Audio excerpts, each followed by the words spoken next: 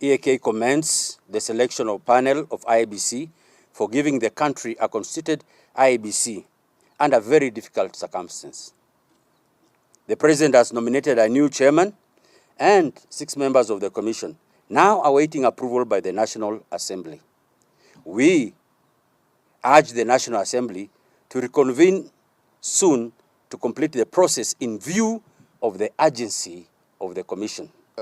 Honorable Kalonzo Musyoka was raising was as to whether they were consulted, as in their mind they believe that since the ODM has moved and signed a pact with the sitting government, then they are the de facto. Basically, they remain then to be the opposition leaders. So he's wondering whether they were consulted.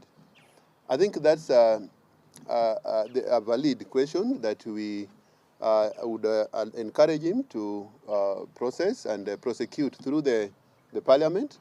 And there are still, our country is very robust in terms of legislative processes that supports this.